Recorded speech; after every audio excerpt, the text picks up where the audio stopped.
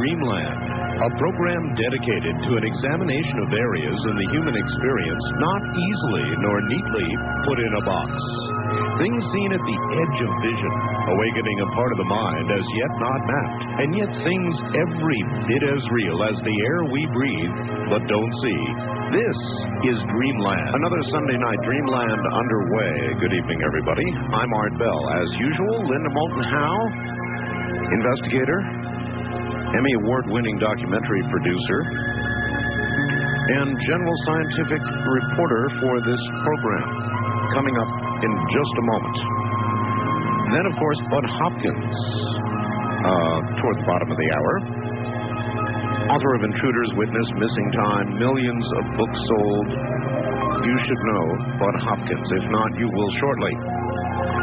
You might want to set your VCR beginning in about 52 minutes. There's going to be a program on TBS, WTBS, called Topics. And I think you'll find this radio program is covered in that program. It's a 1-hour program on TBS beginning in a little less than an hour. Once you've experienced the spectacular benefits of GMX magnetic water conditioning, you may want to go into business for yourself, and Larry and Ruthie can help you. That's 1-800-406-0469. Tell them Art Bell told you to call. That's 1-800-406-0469. All right, from Philadelphia, Pennsylvania, with a very, very serious report this evening regarding the ongoing hysteria problem and more. Here is Linda Moulton Howe. Linda, welcome to the program. Hi, Art. Hi. Well, the fish killed by the Hysteria dinoflagellate organism that I've been reporting about this summer in North Carolina have now apparently extended to the Pocomoke River in Maryland, which, if you will recall, last week and the week before when I was interviewing Dr. Joanne Burkholder and others, they were afraid that this was going to happen. Millions of fish have been dying in North Carolina rivers over the last 3 weeks, and now last Wednesday and Thursday in Maryland, thousands of dead fish with bleeding round lesions were found along a 5-mile stretch of the lower Pocomoke River near Shelltown, Maryland. Officials closed the Maryland waterway to swimmers and fishermen and have gathered fish and water samples to send to Dr. Joanne Burkholder in North Carolina and another research lab in Florida. 10 people who recently swam or fished in the Pocomoke have reported flu-like symptoms and open lesions on their bodies. The Hysteria organism has also been identified in Virginia rivers, and officials in that state have been asked to close the extreme eastern side of the river near the Pocomoke Sound in Virginia. And I'm going to keep updating that story, but my feature story tonight is the mystery of a tall primate-looking creature reported by several people near Okeechobee, Florida, in the Big Cypress National Preserve in the Everglades at the half of July. This is in an area near Okeechobee, Florida, in what is called the Big Cypress National Preserve. It's a big swampy area, as people who have been there know, and one witness who actually took a photograph of the Bigfoot creature was Vince Dorr. He is a respected fire chief in Okeechobee. He's worked there for 20 years. Mr. Dorr's photograph can be seen on the Naples Daily News internet website at www.naplesnews.com. It is a blow-up from his long photograph. He did a zoom on this creature. Now, Mr. Dorr, like many other eyewitnesses, prefers to caution that the sighting could be someone dressed up in a gorilla costume. However, when you listen to what the eyewitnesses say, it's hard to imagine anyone being able to survive such a costume in 100-degree heat and 3 feet of swamp water all day with mosquitoes for several days in July. One of the tour guide eyewitnesses was Steve Goodbread, who works for Pelican Tours in the Everglades. Around the same day in July that Vince Dorr took his photograph, Steve had 12 tourists in his van on Turner River Road at about 2:15 in the afternoon when the tourists spotted a tall primate creature. This is Steve Goodbread. People that were on the tour just happened to say, well, what's that? And I'm looking somewhere else. Like, what does it look like? Because I can't, and there's 12 sets of eyes looking all different directions. Right. I said, well, it's something big and black. I said, well, it's probably a bear. We do have black bear down here, and I was telling them about black bear. They get to be about 250 pounds and whatever. And a few seconds went by, and they're like, we got real hysterical. No, it's not, what is that? It doesn't look like a bear. So I kind of tried to get a better look. But I was looking across the canal and through the bushes of this thing, where some of the other tour guides actually got to see it on their side of the road. Mm-hmm. I thought it was not in clear view with me. And I couldn't really tell what it was. I couldn't tell if it was looking at me or looking away or whatever. I wasn't that close, but I just know it was big, black, seemed to be hairy, and seemed to be standing up on its two legs. But I couldn't tell what size it was because I was looking through the trees. It appeared to be something around 6 foot tall. Mm-hmm. And I can probably say it definitely was not a bear, because it didn't have movement like a bear. How did it move? More or less side to side. It wasn't. I couldn't see it really take steps or walk, but it was moving back and forth through the bushes. There was a little bit of a clearing where you could kind of make out something a little bit, but most of the time it was behind enough bushes where I couldn't see the whole thing. And how long was it in view? Well, we probably sat there. Well, probably it seemed like forever, but probably 5 minutes. Okay. And in those 5 minutes, did anybody in the group try to go closer? No, I couldn't get anybody to get out of the van. I didn't have a camera with me, and the people that were there had a camera, and I tried to get them to either open the door and step out and get a photograph. They wouldn't do it. And then when I went to open my door, they all screamed at me, "Don't open the door! Don't open the door!" They were all terrified, I guess. And but nobody. Well, we would have had to cross the canal. There was where we were. There was no bridge. There was nothing, no way to cross. So there wouldn't have been any way to get any closer. And nor when you see something you don't know what it is, the best thing to do is not to go closer. Well, you've been in this country for 42 years of your life. Intuitively, at your gut level, did you feel that you were looking at something that was some sort of a separate kind of creature? When I was initially sitting there, I was in awe of what was over there. I didn't think about it being something phony. It didn't appear to be phony. It appeared to be something over there, unique, something I couldn't explain. Right. And I was just as much in awe as everybody else. I was kind of peeking over there, trying to figure out what it was, and I guess if I would have thought about it being somebody over there trying to play a prank, I might have tried to get over there and stop it. Because I don't want my tour operations to get into any type of deal like that. Nor do I want anybody else down there playing jokes on us that are going down there.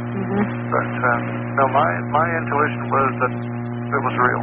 Okay. Whatever it was. Another tour guide, Dow Rowland of Everglade Day Safari, had 4 adults and 2 boys in his van when they saw a primate creature 3 times. Dow Rowland. 8-year-old shouts, "Bigfoot, Bigfoot." I guess it's seen on TV or something. Anyhow, we turned and looked the direction he was looking, and about 100 yards up the road at the edge of the brush, outside next to the road was Bigfoot. And that's what it looked like. What were you seeing in terms of height and color and so forth? Well, it was at that distance, it was very dark, hairy creature, around 6 feet tall. Could it have been 7 or 8 feet tall? Okay. So from your perspective, it was about 6 feet tall. And was it standing, moving? It was standing, looking in our direction, and it looked in the opposite direction, and it looked at us again and then ran into the swamp. And when it ran, how did it run? Kind of loped or a long gait. And when it turned to you a couple of times, could you see anything about its eyes or facial features? No. But we drove further up the road to get closer to it, because by this time I wanted to be sure what I was looking at, and the people did, and so forth. So we drove on up about half the distance again, and it came out again at about 150 feet. And this time I could see the face and the front of the body, and the back, and it turned around. The hair was long, dark brown hair, very full hair on the head, the neck, the arms, something hanging down from the arms, and the chest was covered with hair. The face seemed to be clear, and it looked like a gorilla. And about how long do you think that the seven of you got to see it total front? Probably 3 or 4 seconds. Well, that's a good long time. And then what did it do then? It turned around and went back into the swamp. And did you get out and look to see if there were tracks there? I drove up to where it went into the swamp and took out my camera. By this time, I had forgot about the camera, looking at the creature, of course. When you're surprised like that, you don't do what you would expect you might do. Anyhow, I got out of the vehicle and went into the swamp where it had gone with my camera. I have a 300 millimeter lens on a Nikon. Mm-hmm. And I couldn't see it. And I didn't see any tracks. It was real brushy. And I stood around in the swamp for a little bit, hoping to get a shot of it with the camera. And the mosquitoes were so bad, I just couldn't bear it. So I got out of there. Mm-hmm. And got back in the van and waited a while, and nothing happened. It didn't come back out. And I drove off. And I got up the road about a quarter of a mile, looked in the rearview mirror, and there it was again. Standing alongside the road. Then the end of July, David Sheely, owner of the Florida Panther gift shop in Big Cypress Trail Lakes Campground, found 2 large 13.5-inch long primate-looking tracks and made plaster of Paris casts of them. And he found a chunk of reddish-brown hair on a tree. He talked about these discoveries on a Fort Myers, Florida radio station around July 29th. This is what David Sheely in Okeechobee, Florida, said happened next. I came home from a radio station, this one in Fort Myers, and it's about 9:30 at night. I'm sitting in my house. I get a knock on my door, and there's 2 guys standing there dressed in black. And it's dark, and they got on sunglasses. And I'm thinking, oh, my God, what's going on? Normally out here, it's either a friend or somebody who's in trouble, but I knew this was different. They came in, they asked my name, they came into my house, they pulled out some kind of ID, and they said they were there to get the tracks and the hair. Well, I had left the tracks in my truck, and it was raining, and I didn't tell them that, but they said, well, what about the hair? Well, I look over at the table because the hair is sitting there in the open, and then they look over at it, and I said, well, it's right here. I mean, it was too late by then. Mm-hmm. And then the one pulls open his jacket, he grabs the hair out of my hand, pulls open his jacket. When he opens his jacket, I notice he's got on a big, like a belt with all kinds of bullets and clips and stuff. I'm not saying he had bullets. I'm saying it looked like it. There were like canisters on his belt. Definitely armed in some way. He was equipped. I don't know if you call it armed or not. He was equipped. Mm-hmm. And as he opened up his jacket and took the hair, what did he do with the hair? About halfway from his waist to on his underarm, inside of his jacket, he had a long slit, and it was like a pocket. And it kind of just fell open when he opened his jacket, and he stuck it right in that pocket. Okay. And then what happened? What was said? They said, we're going to have this analyzed, and then we're going to come back and talk to you. And then they just turned around and walked out of my house. Did you go to the door to see what kind of vehicle they might have gotten in? I saw exactly what kind of car they were driving. After I heard them go out, I heard the car door close. I stuck my head out the door and looked, and it was a black Lexus or a Mercedes, kind of a sporty-looking car. And what was unusual about it was it had like a long, like a CB whip, the kind of big antenna with a spring on it, attached to the bumper, and it was pulled over the cab of the car and appeared to be like tied on the front bumper or something. Okay. Did the men who showed you the ID, when you looked at the ID, did you recognize any of the words on it in terms of an agency? It all looked official to me. The one had like a badge in his wallet, and the other one had a card. And up in the left-hand top corner, there was a red square. How big was the square? I'm sorry, it wasn't the left-hand corner, it was the right-hand corner. Okay. How big was the square, and what color would it be compared to something I might know? Bright red. Like a tomato? Yeah. And how big would that red square be? I would imagine it was anywhere, it was about a half an inch square. 1/2 inch square. Now, what else was on that card? It was a picture. It was a picture of a guy, but the guy in the picture didn't have on glasses. And it had some writing underneath of it. And there may have been some kind of seal, like kind of in it somehow, some kind of like a seal with a picture kind of on the seal. Did either one of them say to you, as they showed you identification, we are from? No. They said that they had questions they wanted to ask me. Well, that's not the end of it, because about 3 days after that happened, they got all these helicopters flying around here at 3 o'clock in the morning over where the sightings were. And they hovered in one spot behind my campground for 45 minutes with their lights on the ground. Would you please go back to the night of Friday, August 1st, start with exactly what started, how it happened, tell me everything that you saw and heard. 12 o'clock at night. Midnight. I'm laying in bed, and I started hearing choppers at a distance. Well, that's not unusual really to hear a chopper, but it's unusual to hear one flying low. And I knew it was flying low because I could hear the blades ricocheting off of the swamp. Like, boom, boom, boom, boom, boom, boom, boom, like that.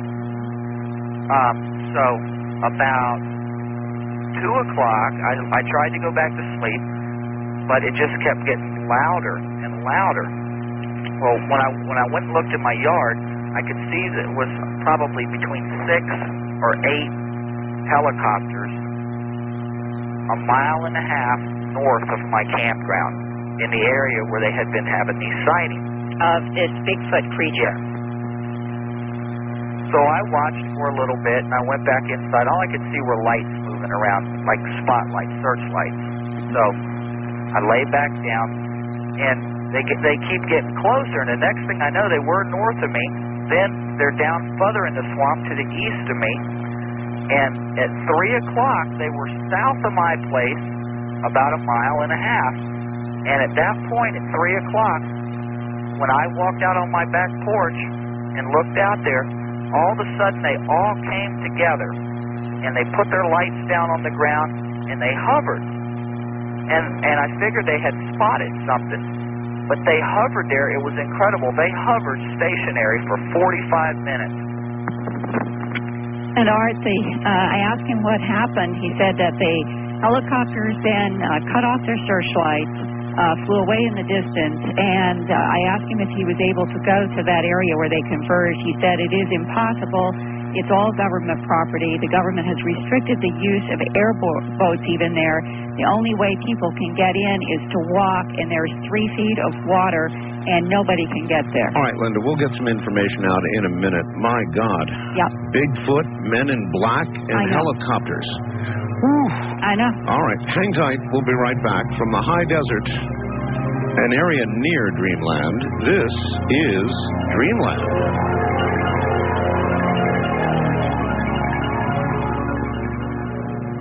The Talk Station, AM 1500 KSTP.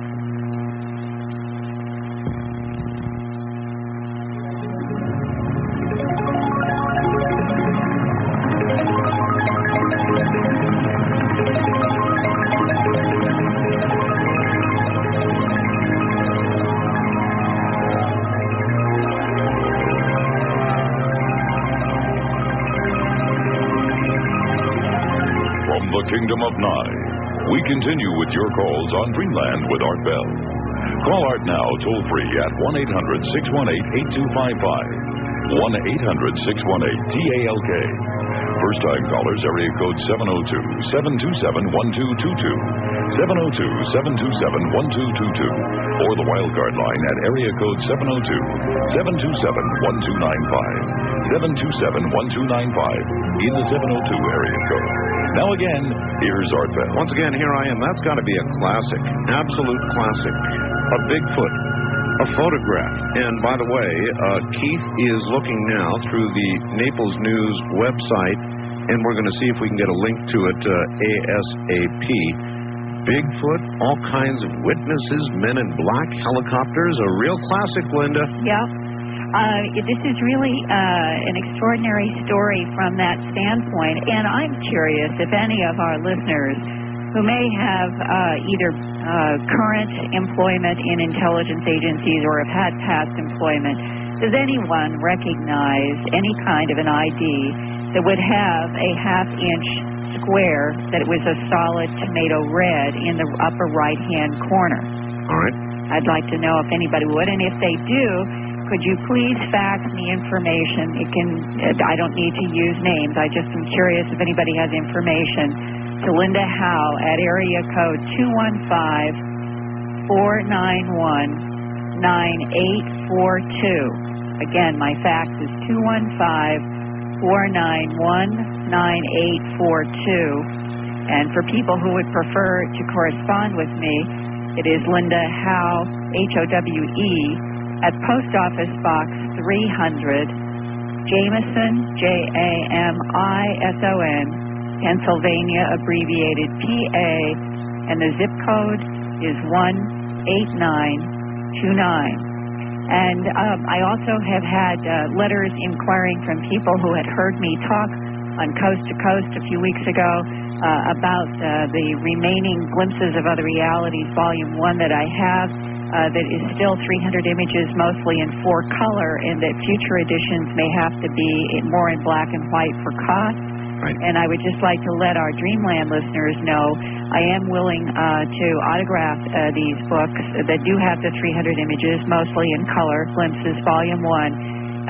If you will also fax me at 215-491-9842 or write me at the Post Office Box 300 in Jameson, Pennsylvania, 18929, and I will send you information about how to order those books.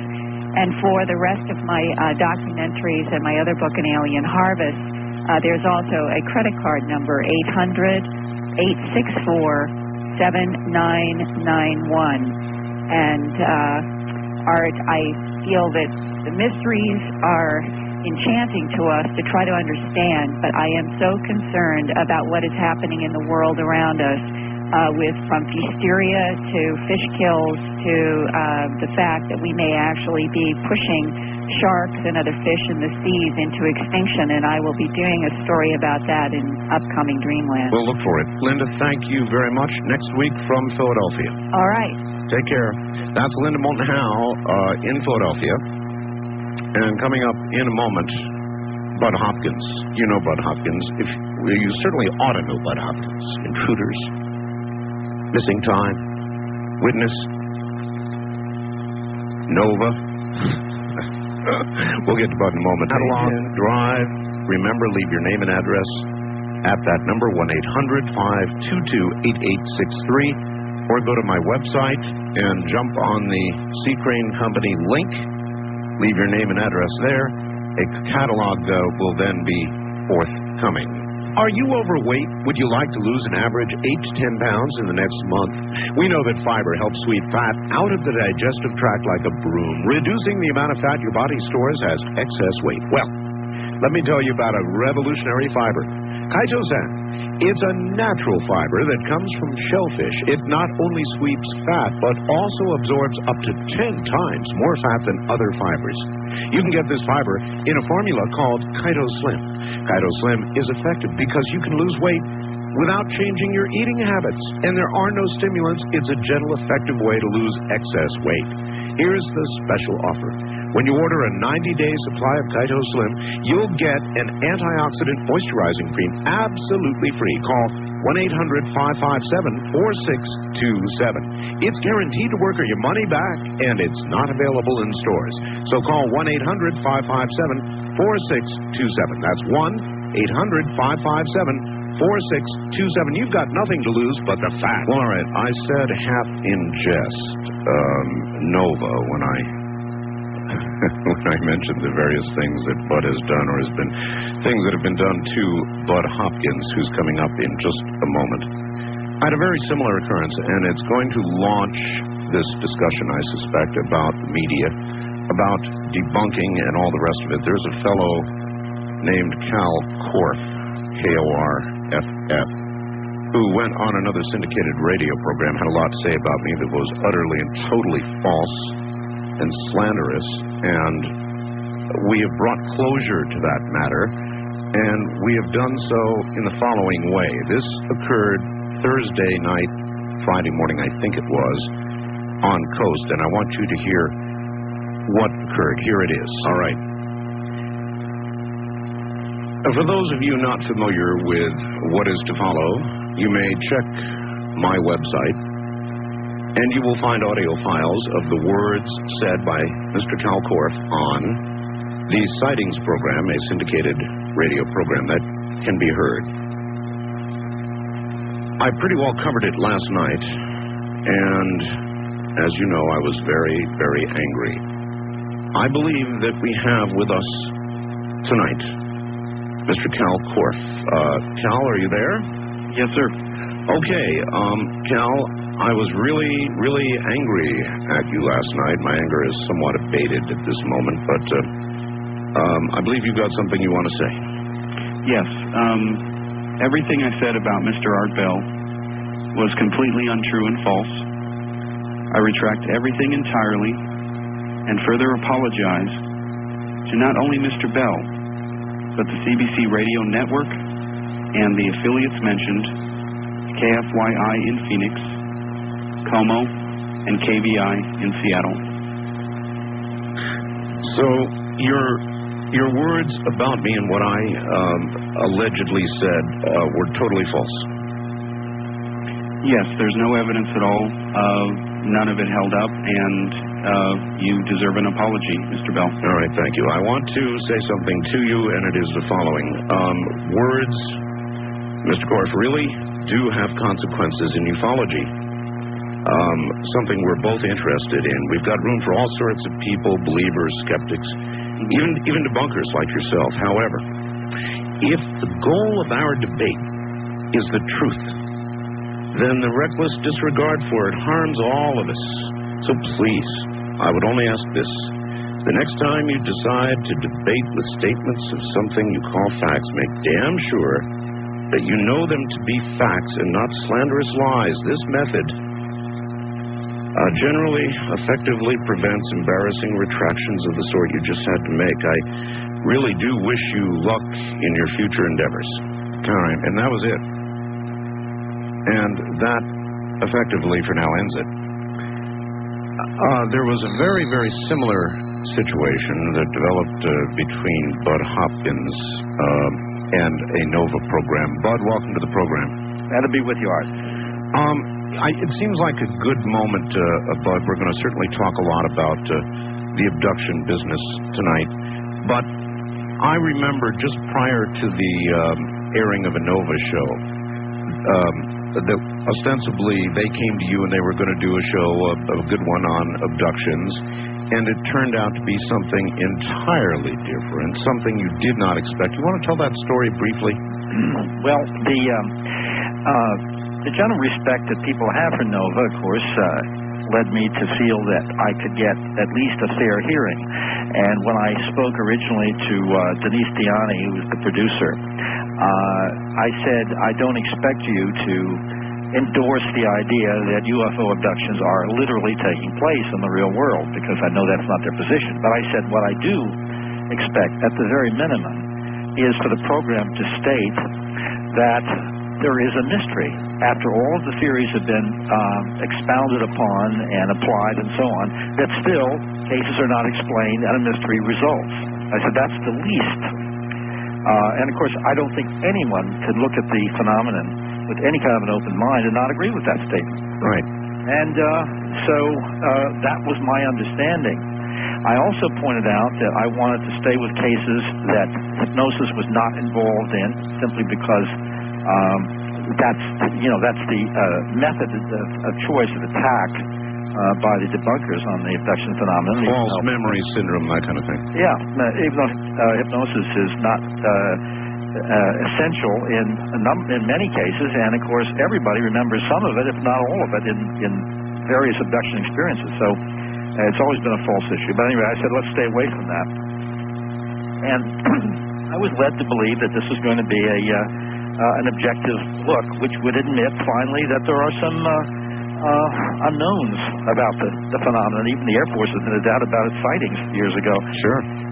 But what happened was this was a deliberate attempt to discredit me, and I was being, in effect, set up. Now, if you spend, as you know yourself, if you spend 2 or 3 days with a television crew, and there's no way that they can't clip and snip and edit and present by their innuendos that they tack on as comments afterwards, that they can't create a completely misleading impression. And this is what they did. Hours and days turn into minutes of what they want. Oh, yeah, just a few minutes. Now, one of the things which was extremely interesting was I said, why don't you follow me into a new case? And I don't know what to make of the case either. I just know what has been reported to me, and it was a family in Florida. And we went down to Florida to look into the case, and I met the principals in this family, a man and his wife and 2 very young children, at the same time that the Nova people met them. At any rate, this is the kind of situation that happened. The husband described, with the cameras running, how he had been paralyzed at night in the hallway, had fallen to the floor. He actually lay down on the floor. And this man is a very respected mid-level executive at a very big company with a lot at stake to allow himself to be filmed. He lay down on the floor in the hallway, showing exactly where he was with the cameras running. He pointed out that there was one small alien standing just behind his head, 2 to his side. At the end of the hall, he could see a couple of more small figures and a little alien figure. Right. Excuse me, floating his 4-year-old son out the window. He explained how, as he was lying there in anguish, trying to move, he was trying to move, to break loose, to protect his child, to bang his knee against the wall, because his wife was on the other side of the wall in the bedroom, and couldn't move, and how terrifying and upsetting this was to him. Now, this was all straight memory. There was no hypnosis or anything. All of that footage was suppressed. All of it was suppressed. It was the most dramatic footage by any possible measurement that occurred in Florida. It was suppressed, hidden, censored, eliminated. And they asked me to do a hypnotic session with his wife on a completely unrelated case, something from her childhood. I did the hypnosis. They censored it in such a way to make it look as if I was leading the woman, which I absolutely, there's no possible way to watch the entire session and think that for a second she was being led. But, of course, this, the way a sentence was broken into, falsely suggesting that sort of thing, a leading issue. They only showed her under hypnosis and then described the whole case as something which had emerged only through hypnosis. And by suppressing the evidence that the husband had, the filmed account, which is extremely moving, far more interesting than what happened to his wife. And, of course, the sneering voice said, Hopkins listened to her, to their, their suggestions, and under hypnosis came to believe that this thing had really happened when obviously it hadn't, or something. I don't know how they phrased it. But anyway, I was made to look like a fool, believing something that, of course, from the evidence that they presented, I would have been a fool to believe an abduction had happened based on the evidence that they allowed the audience to see. The rest was simply suppressed. And I find that as absolutely revolting a way of presenting a phenomenon as one can imagine. Totally unscientific, totally immoral. I lost all respect for Nova. That was only one little piece. One other thing I should mention, Art, is that they were very anxious to get photographs of the particular types of wounds that very often turn up after abduction experiences, the scoop marks, the straight line cuts, and so forth. I sent them this material plus many photographs of ground traces, the way the soil had been baked down to maybe 6 or 8 inches to a kind of rock-like hardness under the area where the craft had landed, and so on. I showed them sent them all this stuff. They were very thankful. suppressed all of that and then announced on the program there was no physical evidence to support any of this. Remarkable. And those are simple, outright lies. Well, that's what I was getting to, Bud, and that's what I want to ask you about.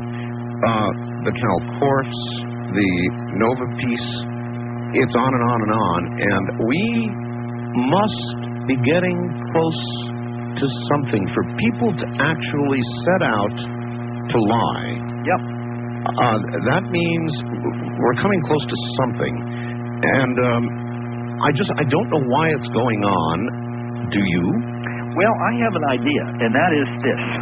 The statistics about what people feel about the UFO phenomenon has surfaced in recent polls. That's true. Even one that I believe was a Time or Newsweek poll that said something like 78% of the American people, as I remember, I might have it off by a couple percentage points, something like 78% believe that the Air Force knows a great deal more about UFOs than it's telling, that it's covering up the truth. At least that percentage. It's gigantic. It's such a vast majority of the population. Also, I think the number was 28% of the American people believe we have already made contact with extraterrestrial intelligences. Now, if somebody had asked me before that poll, what do you think the number would be on something like that? I'd say, well, maybe I'll be really, I'll go for a high figure, say 10%. Right. 28%? Almost a third of the American people believe that we've made contact with extraterrestrials. I mean, this is staggering. And 78% believing there is life elsewhere. Yeah, oh yes. Well, but I think that the point, I think this is what it comes down to, is that the forces behind the cover-up and the debunkers and the conservative scientists who have a stake in the status quo, who need their seniority, they need their tenure, they need their government contracts, etc., and therefore have to maintain an older paradigm. I think those people are realizing that they are losing the war when it comes to public opinion. And therefore, I think the rear guard actions that are being fought are getting infinitely more vicious. And I will predict without any possible hint of doubt about it, that we're going to see more and more vicious attacks. They're going to take a personal side against researchers, against people who are taking these issues seriously and looking into them with integrity and seriousness. What do you do now? It's going to be terrible. What do you do now? When a television show approaches you now after the Nova experience, how do you vet them? Well, to tell you the truth, Art, I don't know that I have an absolute way of going about protecting myself. I don't think in a way you can. There's a certain sense of the roll of the dice about it, and I did trust the Nova people because they had that reputation. And of course, one of the things that I should just add on the Nova program, one of the abductees who I presented on the program, who willingly came forward because it was Nova, wrote to the producer and said, he also spoke to her personally, but he sent her a letter saying he wanted to be tested in any way, medically, psychologically, interviewed by psychiatrists, whatnot, polygraph tests, anything. Any members of his family, X-rays, MRIs, anything they wanted to do, he was willing to do it. And they said no, and said on the program that I had somehow not cooperated with them, and they said this in a letter afterwards, and had prevented anybody from being tested. Well, all I can say is it's beginning to seem like a war. It is a war in a certain sense. I really think it is. And it's taken a vicious kind of personal turn to it. Yes, exactly. And as I say, I think it's getting even worse. Now, for instance, Philip Klass has said in interviews, this is a man who's supposed to be interested in investigating cases, which he does not do. He simply, pontificates about a theoretical explanation without having looked into it. But at any rate, he said that abductees are simply little nobodies trying to get on television, which I think is, of course, a wonderful piece of self-description on his part. But the basic point here is that this is nothing more and nothing less than witness intimidation. If you present that idea And out of one side of your mouth, you're saying, I think people should come forward if they claim that they've had these experiences. And on the other hand, if they do come forward, they're just little nobodies trying to get on television. What's going to be the end result? And that's going to be that people, especially people who have jobs or positions at stake, are not going to come forward. They're going to stop, sure. Absolutely. And so witness intimidation is the basic method that the debunkers have used. And that's not just abductions, of course. That's all cases. That's whether it's somebody from the military coming forward about a military experience or cover up information or whatnot, or whether this is a simple sighting report. If you're a police sergeant and you're hoping to make lieutenant and you've had a low-level sighting, you're not going to come forward with that at all. No, I didn't see one of those. All right, Bud, hold tight. We'll get back to you after the top of the hour. You've got a good little break here. I want to take 1 second out and tell everybody that in a few moments there's a program on TBS called Topics. You might want to go set your VCR right now. It begins in about 2 minutes or so. And I suspect pieces and parts or portions of my program are going to be on that. So set a VCR, stay with Dreamland, Topics on TBS, beginning in about 2 minutes. That's a don't miss it kind of warning. I'm Art Bell from an area near Dreamland. This is Dreamland.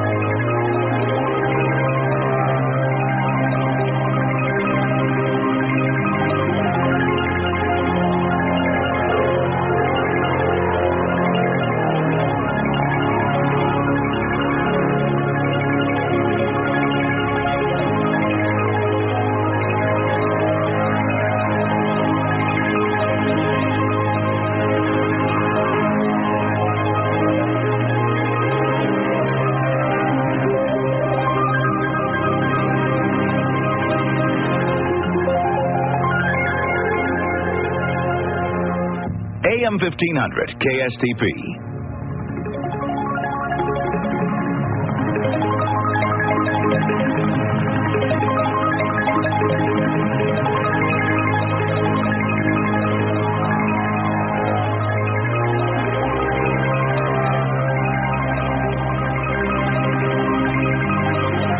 From the Kingdom of Nine, you're hearing Dreamland with Art Bell. To participate in the program, call toll-free 1-800-618-8255. 1-800-618-8255. First-time callers, area code 702-727-1222. Or the wildcard line at 702-727-1295. This is the CBC Radio Network. That's what it is. I'm Art Bell. My guest is Bud Hopkins, and he'll be back in a moment. Well, we've searched the Naples News website with no luck. If anybody out there has that particular photograph of Bigfoot, I would really appreciate it if you would send it to me at artbell@aol.com or my diligent webmaster, Keith Rowland, at Keith R, that's KEITHR, all lowercase, at primenet.com. We're trying to get hold of that photograph. Smart. Well, I guess you know when you're getting close because they begin coming after you, as they have come after me, as they have come after Bud Hopkins, and as I guess the whole thing is going to escalate. But, Bud, let's turn away from this stupid war that's going on, and let's talk about what's really going on and what's really important. And you, last time you were on the program, I'm trying to remember when it was. It was during the Roswell... During the Roswell business, you told me the story of Witnessed. And how I missed that, I don't know. But it's got to be one of the best documented in all history. Would you be willing? Yeah, would you be willing to tell that again? I certainly will. But, you know, just one final statement on what we were talking about. And that is, Art, I think that the effectiveness of people like you and me and Linda and a number of other people... in presenting this material, presenting the idea that the evidence exists and had better darn well be looked at and taken seriously, that the UFO phenomenon as a real phenomenon, which is altering our basic understanding of the entire universe. Your effectiveness, and I know about the popularity of your program, how many people it reaches. I've just found that my last book, Intruders, is coming out now in mainland China. It's in really 10 or 11 or 12 languages. It's now being reissued as a trade paperback, as well as a mass market book. But it's in very strange languages like Romanian, and you would think small countries, Norwegian, etc. But the books have reached out. Of course, Intruders was a miniseries on CBS, which has been shown several times, and that reaches millions and millions of people. Your program's enormous listening audience, the success of a number of other books, and the effectiveness of the presentations, I think, is giving the powers that be something to worry about. Creeps here. I'm particularly surprised. We can deserve patting ourselves on the back a little bit here. Intruders is going into mainland China. Yes. Fascinating. It's in Japanese, and it's been in Taiwan. It's been in Chinese on Taiwan, but the mainland Chinese are taking it now. So it's literally been a worldwide book. And of course, I just negotiated to have Valentine continue issuing Missing Time, which is now 16 years old. So these books have had a tremendous readership, and I think that all of these things collectively have added up to a situation where the government or whatever the powers are, or the more conservative scientists, are really having trouble putting this all away. And how many books have you actually sold now altogether? Do you know? That I do not know. Actually, I'm a very poor business person. I have yet to master reading a royalty sheet, even if it's in English. But many books. Yes, probably millions. And you know what's a funny thing, just to pass on. Of course, you know about the famous conference on the abduction phenomenon at MIT. Oh, yes. And that was organized essentially by David Pritchard and John Mack. And David Pritchard is a world-class physicist, an extremely important person who takes this very seriously. And I once asked him, I said, David, how did you get involved in this very strange subject? And he blushed a little bit. He said, well, as a matter of fact, one of his students left a copy of Intruders on his desk when he left class, and he picked it up and read it. You know, John, there's another one. They went after John Mack. Oh, boy, did they go after John Mack. Yeah, well, there's a personal vendetta now. I think that's why I say it's getting more vicious. But at any rate, we're going to win. But back to the issue of witnessed. Yes. This is the situation. When it comes to the abduction phenomenon, even though there's all kinds of physical evidence, the UFO might land and it might, knock down a tree in the process, or alter the soil by some electromagnetic means. We have no idea how it operates and so on. I have numerous cases where people have been taken and returned to the wrong house, or they're returned wearing somebody else's clothes. Errors are made, etc. And of course the physical marks and so on. There's all many levels of physical evidence, but we have never really had a situation where people saw an individual being abducted, meaning floating up into a beam of light or whatnot. Right. That part of it is always somehow concealed, and we don't know how that concealment works. We know people are, as it were, switched off. They're rendered in a sort of a comatose state, and then they're switched back on after the experience is over. Which accounts for the missing time in a lot of cases. Mm-hmm. Well, this is something that witnesses who were too close to the action, so to speak, are somehow made to go to sleep, as it were, and so they don't actually see it happening. We know that happens, but there's some kind of shielding, and of course the dread word invisibility comes up, etc. But we know that with all of the abduction cases that take place even in big cities, and I've looked into cases that occurred in Rome, in London, in New York City, Los Angeles, etc., we know that there should be witnesses. There should be people see the UFO and see the person being taken. All of a sudden, that fact that we don't see it was broken back in November 30th, 1989. And the story here is that a woman I was working with who had reported abduction experiences, and she had written to me, and she's an Italian-American background, housewife with 2 children, very stable and very nice person. She reported to me in the morning, and this was literally about 5 or 6 hours after the event occurred, that she had been abducted the night before, she thought, because just before she went to bed, when she was in bed, before she'd gone to sleep, she felt a paralysis coming up her body. She felt that coming terror, the sense that there's someone in the room. She opened her eyes, and there was a small,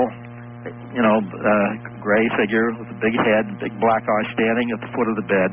Now, again, this is in New York? This is in New York City, and this is all conscious recollection. Not a little farmhouse in the middle of nowhere. No, it isn't. Joan Rivers always used to say it's always a guy in bib overalls in the back of a truck. But that's right. The case. That's right. This is right in New York City. Now, she happens to live in a big apartment complex right down on the East River near the Brooklyn Bridge. She had then further recollections, which were vague, after feeling this absolute paralysis all the way through her body. She remembered sitting on a table. She remembered some small hands going up and down her back and wrapping on her back. They often do something it's as if they're kind of checking the vertebra or something, the nervous system. We don't know what it is exactly, but this is often reported. She had some other recollections, but at any rate, that was that. And we did a hypnotic session, and she remembered that she had been floated out her window, the 12th-story window of the apartment. She was terrified that she was going to fall. She was lifted up in a blue-white beam of light and taken up into the craft, and these various things happened there, and then she was returned. She remembered feeling as if she was being dropped on the bed from a foot or so above it. And this is really one of the touching aspects of it. This is really somewhat peripheral, but she was immediately terrified for her children, 2 little boys, because knowing that this had happened to her, what was going to happen to them. She rushed into their bedroom, and she couldn't rouse either one of them. And she had no sign that they were actually breathing, and she was absolutely terrified that her family was dead. The same thing had happened, incidentally, to her husband, that she couldn't rouse him either. She went in the bathroom, grabbed a pocket mirror. She held the mirror up to her little boy's face, hoping that she would see signs of breath, moisture on the mirror, but she said she was crying so much she couldn't see it herself at first, and then finally she did see some moisture, and suddenly both boys woke up simultaneously, as if the state of suspended animation was over. Yes. They all woke up at once. But that was... Before you go on, and before we get to the witness part of it, how does this story, or does it generally differ from other good stories of the same genre? In other words, is it a typical abduction? It's radically... the abduction of being taken into the craft... Yes. And the way she was taken in and returned, that is all extremely typical. Okay. Extremely typical. It's the later part that gets very, very different. What happened was we did the hypnotic session. That was very early in December of '89. And then in '91, in February, I received a letter, probably the most remarkable letter I've ever received, from 2 men representing themselves as police officers, saying, "Mr. Hopkins, we cannot live with ourselves any longer without telling somebody," and described the fact that back in late November 1989, they described where they were parked in their car, and they saw a UFO above this large apartment building. The address was, of course, right next to her apartment building, and they saw all of the lights go on in this craft. One of the men later said it was like the most brilliant light show he'd ever seen. Now, that's not the way you go about something in a covert, hidden way. You don't put on a light show. Of course not.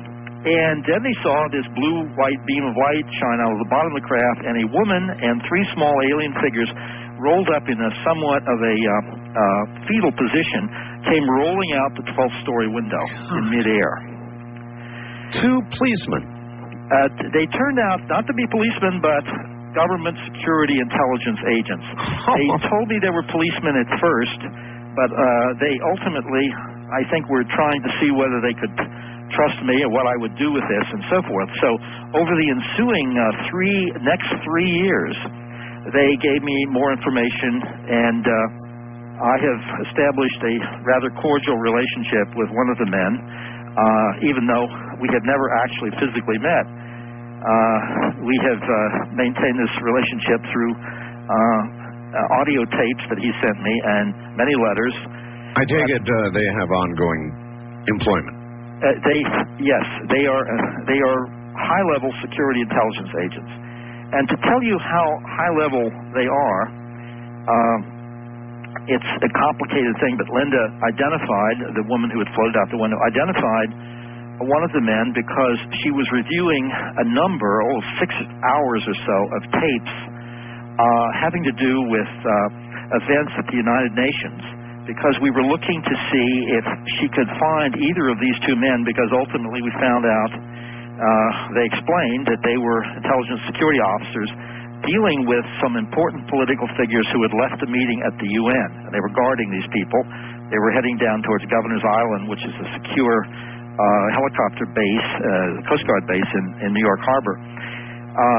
At any rate, as Linda was reviewing these tapes, hoping we could find a glimpse, she located one of the agents, Dan, his first name, and I subsequently have found photographs of Dan standing on Governor's Island the year before, when Gorbachev met there with Reagan and Vice President Bush, and there is, lined up in a row, Dan, President Reagan, President-elect Bush, and Gorbachev, with a huge crowd of people around him, but Dan is right next to all of them.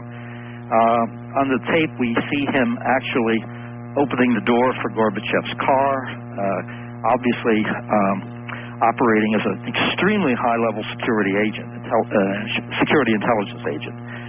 But the most important part of this, after the fact that they actually witnessed the abduction, was that they explained there was a third extremely important political figure of world influence in the car with them who saw the whole thing. The person they were transporting / protecting. Exactly. And they were only one of several cars which contained a number of other important political figures. Have they given you that name yet? Yes, they have given me the name, and this is the basic point. And he's communicated with me, and I've had a meeting with him, which I describe in the book, even though he has said to me that if I ever identified him, he would deny it. And so it would be my word against his. He hopes someday to be able to tell the truth. But this is the interesting thing about their attitude, and this is something I'm sure you've run into too in these cases. People want the story out, but they do not want to give their name. That's right. And this has to do with what we were talking about earlier with witness intimidation, which is the basic debunking weapon. Yes, indeed. So they want the story out, but this is only where the whole thing begins. I, meanwhile, received another letter from a woman who told me about her car stopping, the engine dying, and this is what happened to the political figures as they were driving down South Street at 3 a.m., heading to this helicopter pad. Their car stopped. Their car's engine stopped. This is an electromagnetic effect which seems to be deliberate. All right, and so now you've got another letter from somebody else? Another letter from a woman on the Brooklyn Bridge. Her car stopped. The engine died. The lights went out. She was terrified that she was going to be rear-ended. This is a very conservative, very nice woman, and I had the most interesting time with her as she drew for me what she saw. She made sketches, described everything in exactly the same details that I had gotten from these government people. Did they do the same? Did they supply you with sketches at any point? Yes, I have sketches from everybody, and I have reproduced those sketches in the book. But that's only part of it. Ultimately, I rounded up another witness who was driving down with her boyfriend, and he saw the UFO too, down on the FDR Drive, which is an elevated highway directly above where these political figures' cars had stopped. and they saw the UFO, and they have a period of missing time, apparently. But they described the UFO in exactly the same position above the building. I have somebody uptown, up higher up in Manhattan, who was having an abduction experience that night, who saw that while she was being taken into a UFO at her location, she saw this orange-red UFO downtown in the area of Linda's building. I also have somebody who lived in Linda's apartment complex who woke up that night feeling extremely strange and found the entire courtyard of her building, it's the building that Linda was abducted from, the whole courtyard was lit up by a very uncanny, very frightening light. She said she would never sleep. She had her husband actually move the bed away from the window. She was afraid after that, not knowing, of course, what had happened to anybody. She didn't want to ever be near that window again. I can understand that. All right, Bud, hold tight. We're at the bottom of the hour. My guest is Bud Hopkins. You're hearing the witnessed story. It is absolutely remarkable. Perhaps Nova should have done a bit on that. What do you think? I'm Art Bell from the high desert near Dreamland. This is Dreamland.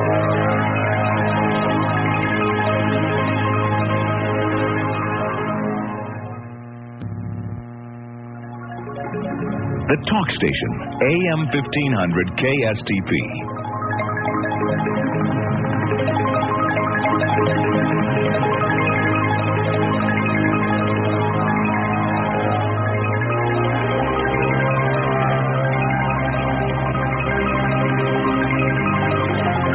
From the Kingdom of Nye, we continue with your calls on Dreamland with Art Bell. Call Art now toll-free at 1-800-618-8255. 1-800-618-TALK. First-time callers, area code 702-727-1222. 702-727-1222. Or the wildcard line at area code 702-727-1295. 727-1295 in the 702 area code. Now again, here's Art Bell. Once again, here I am. Pretty weird competing with yourself. I just went in and watched myself on Topics for a moment, running on TBS right now. If you have missed that, it's going to re-air at 11:50 Pacific time, or 2:50 in the morning, I guess, Eastern. It's a program called Topics on WTBS or TBS, the Superstation. All right, before we move on, and I've got a very interesting facts here, my guest is Bud Hopkins, and we want to finish up with Witnessed, which is a remarkable story. Why didn't Nova do that one, Bud? Well, it's funny. I had in the back of my mind the idea of the possibility that they may not be on the level. And I did not want to risk something. The book was not out, and until the book was actually out and people could actually read it for themselves and make up their own minds, I didn't want to entrust it into the tender hands of Nova. I also wanted to do, as I said, a fresh case that would be totally new to me, too. It's just as well because they probably wouldn't have televised it anyway. Yeah. As a matter of fact, let me go ahead and read this to you now. I used to be a total skeptic about abductions and thought Bud was a total fraud. That is, until I saw the Nova program and realized how set up he was. It was an obvious agenda. It opened my mind to realize that if they were trying that hard to discredit, there's got to be something there. Since then, I've checked up on abductions, and I'm astounded by the facts and by the discrediting tactics. Now I believe abductions are real. And, oh, by the way, I met Cynthia Hind, who worked with John Mack on the Zimbabwe event. I don't know what that is. Please ask Bud about the latest news of what he knows and if he has talked with Cynthia. Well, I have talked to Cynthia. We both spoke together this summer at the conference in the MUFON conference in Michigan, Grand Rapids. And she was charming as ever. And the most important thing, when you said she worked with John Mack, in a certain sense, it should be the other way around. Cynthia lives in Zimbabwe, and she was actually there and did her first videotapes within a week of the incident. Okay, I'm not familiar with the incident. Yeah. Oh, well, this is quite fascinating. We still don't know exactly what happened, but there was a school in Zimbabwe, which had a mixture of white children and native African children, all extremely bright. And I would say the age range of the children involved in this go up to about 12 years old. It's about the oldest.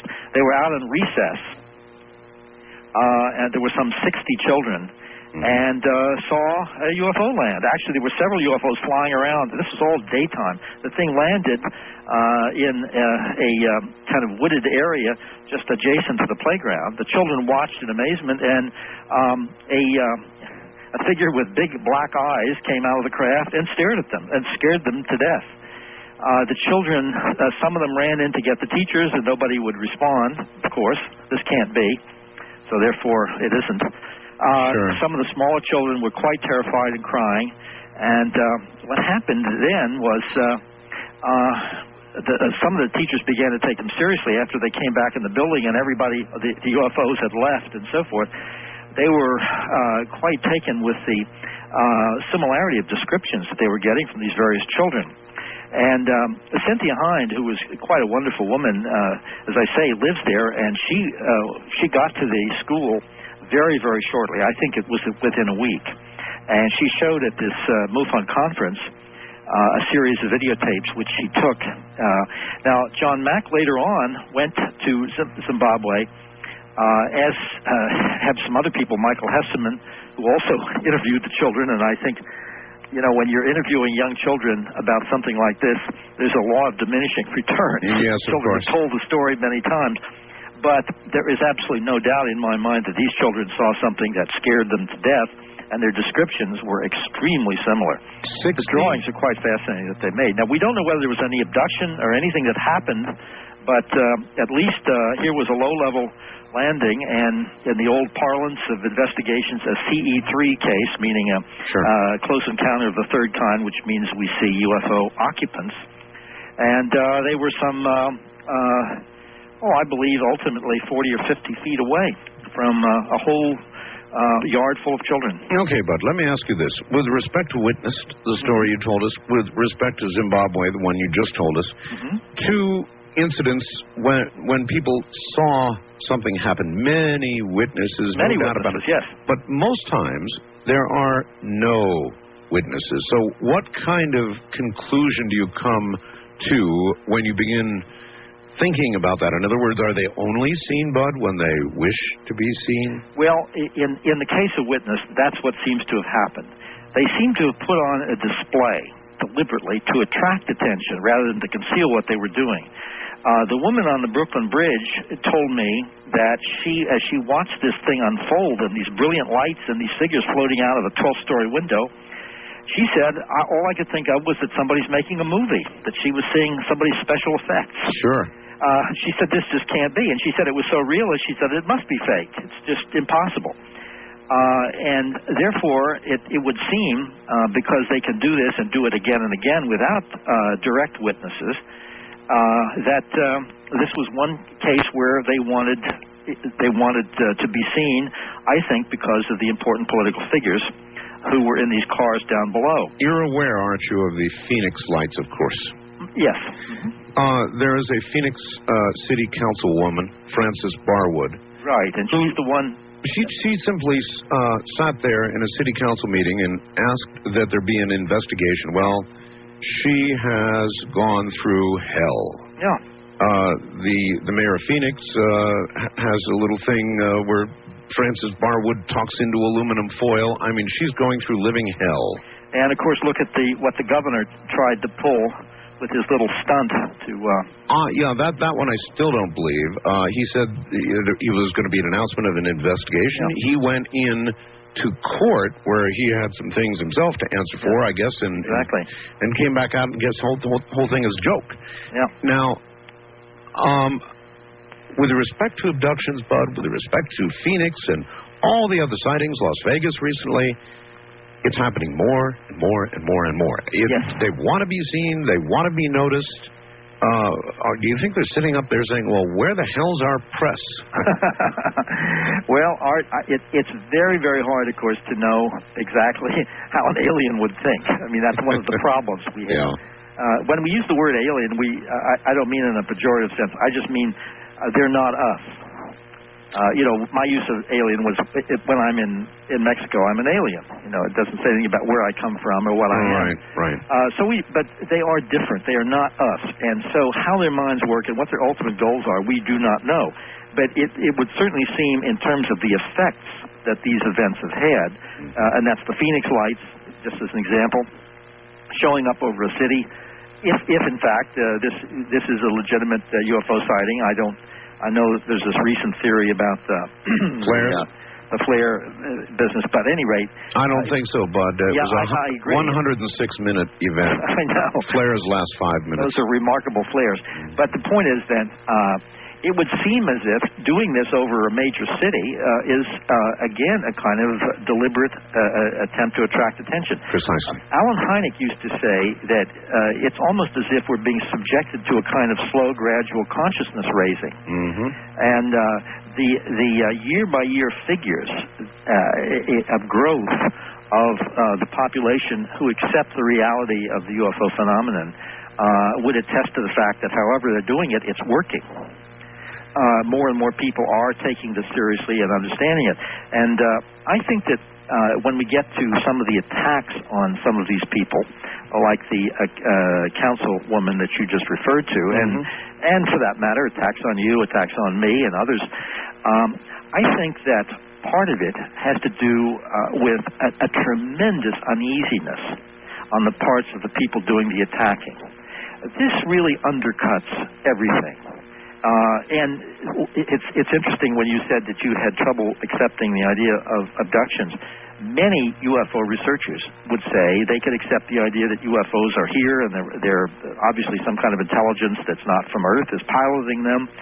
But the idea that they're messing with us was so upsetting that they would say, that part I can't believe. And yet now we know that the real reason they're here has to do with human beings. They're interested in human beings. They're not interested in our reservoirs or our atomic weapons or anything like that. They're interested in us. What is it about us they're interested in? Well, there we have, I think, a two-level thing. First, physically, I think they are extremely interested in our genetic makeup, and they are using our DNA, our genetic human characteristics to blend with their own, as if they need some kind of revivification of their own species or something of this sort, that they are trying to create a hybrid mix. I think that is the most essential thing that we know about, actually perhaps about the whole UFO phenomenon at this point, that this is what it seems to be centrally about. And the next thing, of course, is that they seem to be extremely interested in our human personalities, our range of emotions, which they seem to lack. It's interesting. If fantasy were involved, people would be fantasizing fierce aliens that have ray guns and shoot you full of laser holes, and vicious aliens and loving, wonderful aliens and everything else. But we don't get those. What we get in reports are these sort of detached, emotionless, not malevolent, not cruel, but creatures who seem intensely interested in a kind of quasi-scientific investigation of human beings. And I think that, and this is speculation, but it would seem to me that they are very, very interested and envious even of the range of differences that we have amongst ourselves, emotionally and intellectually, even racially, that they seem to be wanting to achieve some of that emotional richness or spiritual richness, let's put it that way, that human beings have that they seem to lack. All right. With the abduction syndrome of humans, may or may not fit the cattle mutilations. I mean, they're absolutely remarkable. That's where Lynn Moulton's done a lot of work. Yeah, exactly. And one might have, you mentioned DNA, mixing and matching. Right. Another aspect of this might be that they may be monitoring our deteriorating environment. Yeah, well, I think that they would certainly be interested. As I put in my book in Witness, that everybody likes to believe that the hotel they're staying in is clean. Yeah. And therefore, they would naturally have a stake in our environment. and that would certainly seem to be part of the picture. Well, in the Antarctic, for example, right now, they have just reported the first actual DNA changes, not just mutilated frog or mutated frogs, but DNA changes in simple-celled organisms. That's getting serious. Yes. Well, it is very hard to know what the ultimate program is, especially because, as I say, the two basic myths that we have developed over the years, neither one of these myths seems to apply.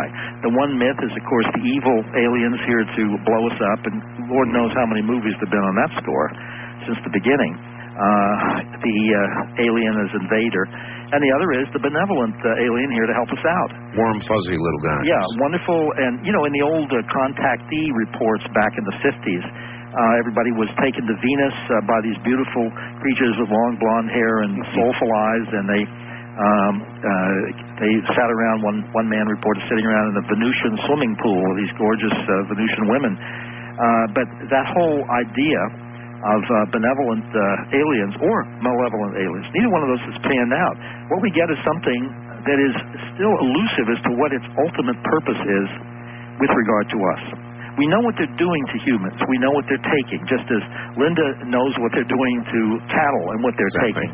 But she doesn't know, nor do I know, in the abduction area, exactly what they are doing with what they take and what the ultimate goal is. No, but the interest, whether it's cattle or people, seems to be intensely in reproduction.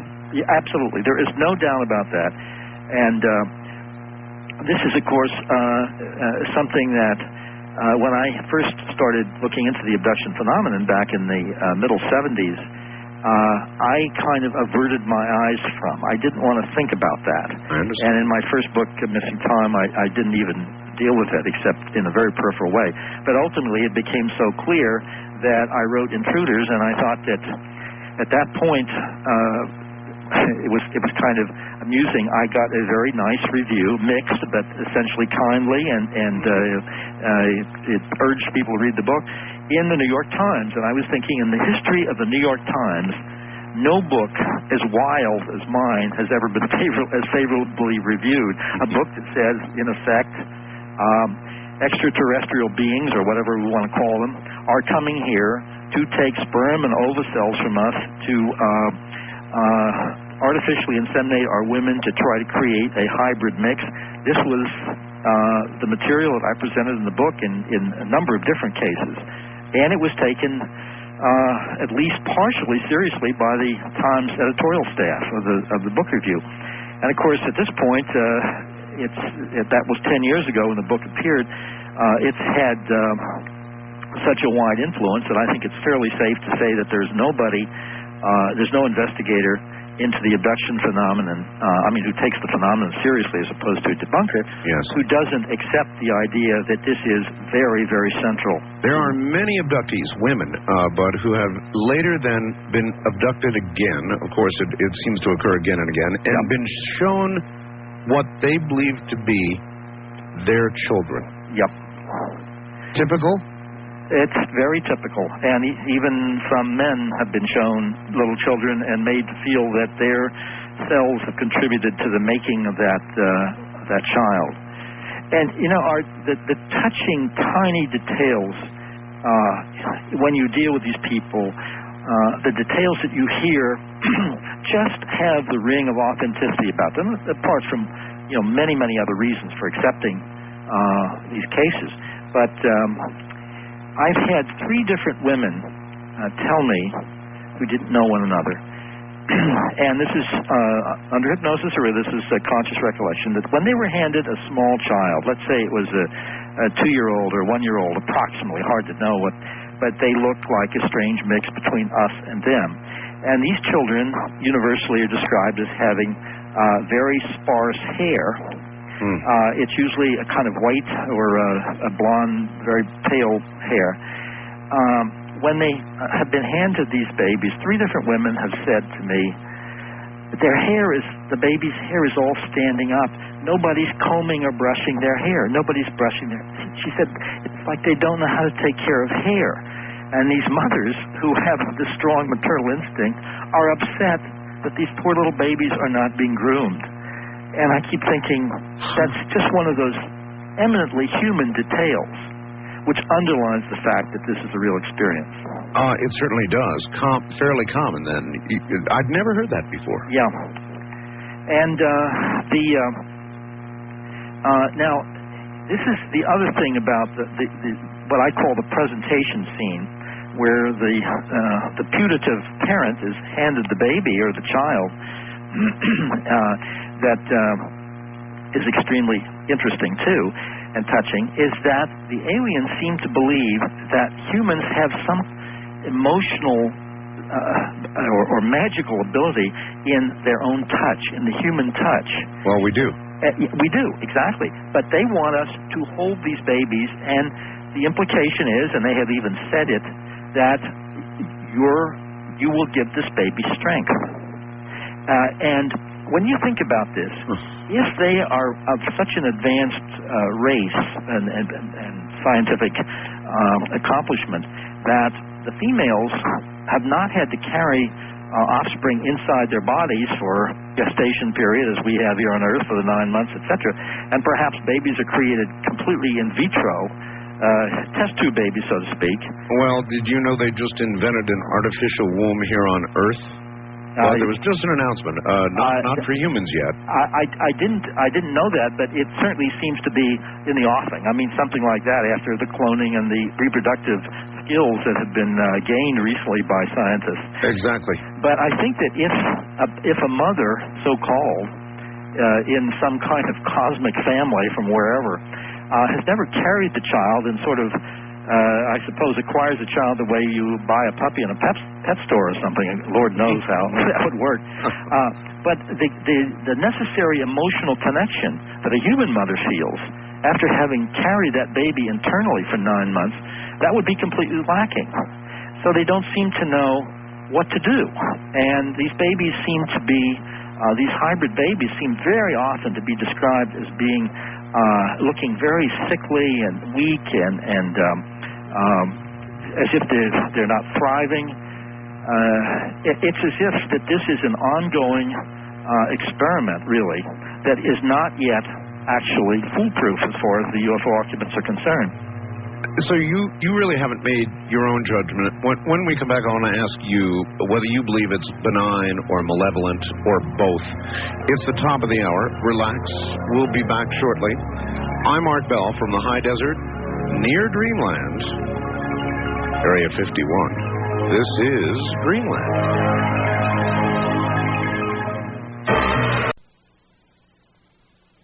727-1222 or the wildcard line at 702-727-1295. This is the CBC Radio Network. Well, all right. We are going to get the lines open for Bud Hopkins here momentarily.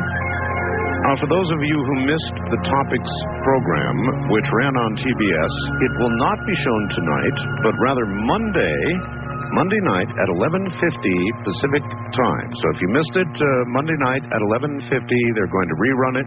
That would be 2:50 in the morning Eastern, and I'll get an opportunity, obviously, to remind my audience tomorrow night of that fact. Anyway, back to Bud shortly. All right, I'm going to put you together with Bud Hopkins in just a moment. The only number not given in the group of numbers which will let you reach us is the East of the Rockies line.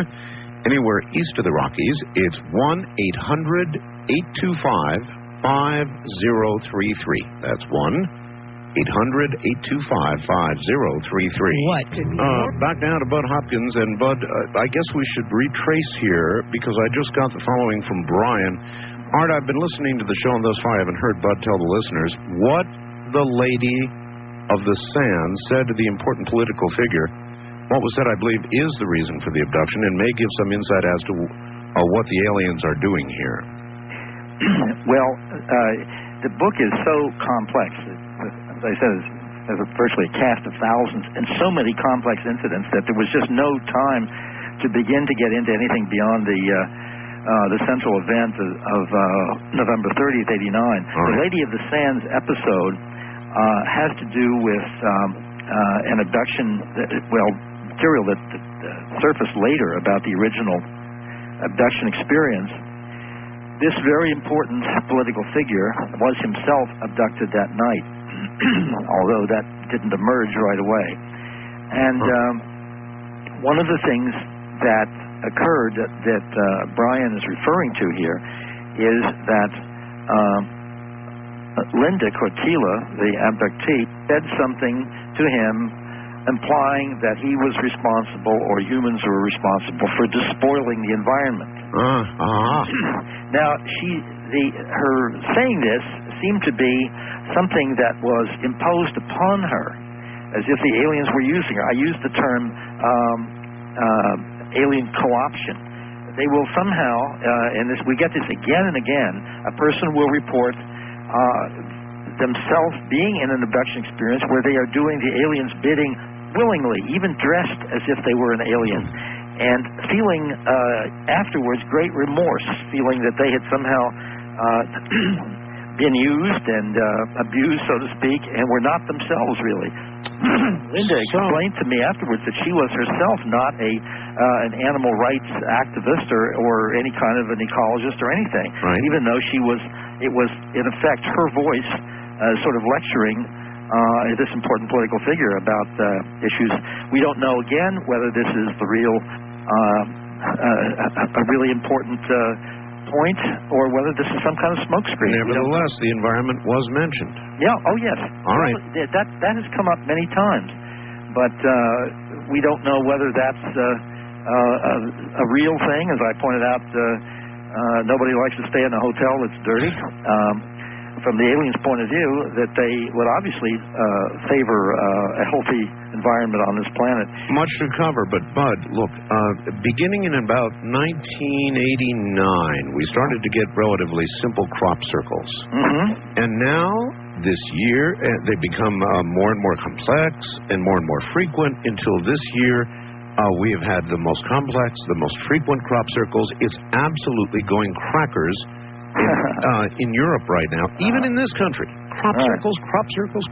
And I know that it doesn't relate to abduction necessarily, but it somehow I think it may be connected to the environmental issue, and that's just a very loose guess.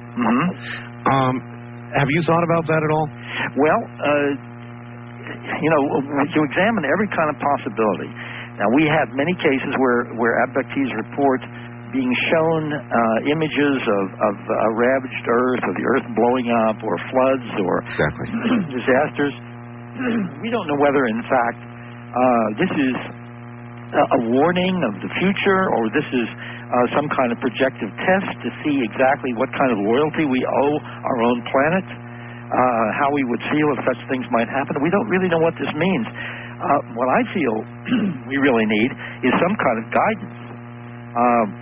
As I've said a number of times before, just getting warnings about ecological problems, we can get that from reading the New York Times or going to a lecture at MIT or something. Or the results of the NASA shuttle flight that's up there right now. Earlier in the program, we talked about, or before the top of the hour, benign or malevolent.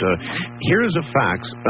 Art, I've been to Bud's webpage. I've read some of his theories of why ET is kidnapping humans, and bottom line, if I were to witness a kidnapping and not rendered motionless myself, I'd attempt to murder as many of those ETs as possible while yelling, "Don't worry, I'm not going to harm you," and see if they get the point to respect us or die. Read this to Bud; he'll get the point. Well, the basic issue is that the person undergoing the abduction experience does not feel like he or she is dealing with bloodthirsty enemies bent on harming him or her. That just doesn't come through. We don't get the sense that people feel these are enemies. On the other hand, as I have said many times, we don't get the feeling that they're here to help us either. And I think the most important point here to make about all of this is that they seem to be doing their thing for their reasons, and those reasons might ultimately turn out to be extremely dangerous and damaging to us. We don't really know. They may take over the planet, or in fact, they may finally close up the hole in the ozone layer and teach us how to keep a cleaner house. To clean the house. We don't really know. Well, I was going to say, Bud, that I'm sure the black men at Tuskegee thought they were getting good care, too. Yeah. Oh, yeah. Well, exactly. That was one of the most horrendous episodes that I can think of in American medical history. But really horrible to think about. But the point is inescapable. It's inescapable that what they are doing is causing great harm to the abductees psychologically. Right. If I might, let's bring on some people. First time caller line, you're on the air with Bud Hopkins. Hi. Hi there. Where are you? I'm calling from San Francisco. Okay. But I just wanted to relate an experience of mine because I don't hear too often about these types of experiences. You've mentioned in the 1950s there were tall blonde beings that people were say were from Venus. That happened not that often. Well, I've had dreams for years where I've seen these tall blonde beings, and it's not as glamorous as those experiences in the 50s, but it's more like a classroom situation that I'm in. And sometimes there have been examinations and healings, and for the most part, they seem very kind and compassionate, and I don't feel like I'm being abducted. So I just wanted to relate that to you because I don't talk about it that often. Well, ma'am, you said dream. What makes you think you are being abducted, and how do you delineate between a dream and a real event? Well, because the thing is, when I'm there, I feel like I'm really there, and I know I'm really there. It's just that when I wake up in the morning and I'm in my apartment, I think, wait a minute, this was a dream. All right, Bud, that's a good question. How do you delineate between the real event and a dream? Is it possible that would hypnosis, for example, yield back details of a dream as though it was a real thing? Well, there are many criteria to help you decide whether something is a dream or not. And the basic point about what our caller said is that we don't really know what to make of her experience. It's as if she isn't quite sure what to make of it either herself. Exactly. And that's, again, the reason why we need to investigate each particular case before we come up with an opinion about it. At least from the point of view of us who are doing the investigations. But in terms of deciding whether something is a dream, these are the things I tell people ordinarily. That when you dream, you usually distort your surroundings. In other words, I often dream that I'm in my bedroom and it's got a 30-foot ceiling, and it feels like my room, but it doesn't really look like it. Right. But if you feel in this quote-unquote dream that's so puzzling and so real, that you woke up, you were in your room, and everything looked exactly the way it should look. You see the digital clock, you see your bedroom slippers or whatever it is, then that probably is not a dream. It's probably a real experience. That's only one criterion, and it's not absolutely certain. But if everything looks exactly right, that's not the way dreams generally manifest themselves. The second thing is, in dreams, one tends to see things, you report what you're seeing visually, and you have emotional reactions, but the full range of senses are not operating. In other words, you can dream you're walking down the street naked, and you can be very embarrassed, but you're not cold, and you don't step in a mud puddle, or you don't cut your foot on a piece of glass. That's right. And or you don't smell anything, that sort of thing. But if in these dreams, these questionable dreams, the person is going through all of the full arrangements the full reactions of the senses. Plus, for instance, if you in your quote-unquote dream stepped on a piece of glass and you wake up and you have a bloody foot in bed, etc., then you probably weren't dreaming. It's important to realize that many UFO experiences feel like dreams, and of course, in fact, may be. That's why each thing has to be looked into in its own terms. And so these are some of the criteria that we suggest that people use when they try to analyze their own experiences. All right. We know sightings are increasing. Mexico's been absolutely incredible. There's actually been aircraft damage, collisions with UFOs, that sort of thing. Phoenix, Las Vegas, all the rest of it, that's increasing. The crop circles are increasing. What about abduction? Yeah, well, I feel that they're increasing too. And it's a hard one to call, absolutely, Art, for the simple reason that what you hear about is just what you hear about. It doesn't necessarily mean that you hear about everything that's going on in these cases.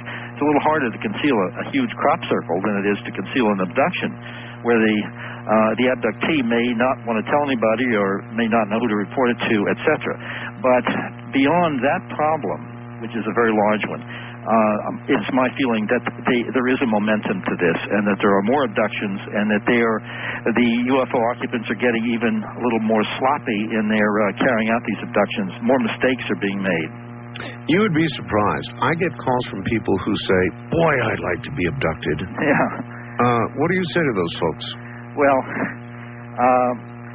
I could just say that if they talked to somebody who had the experience, they probably wouldn't feel that way. Now, this is an interesting thing.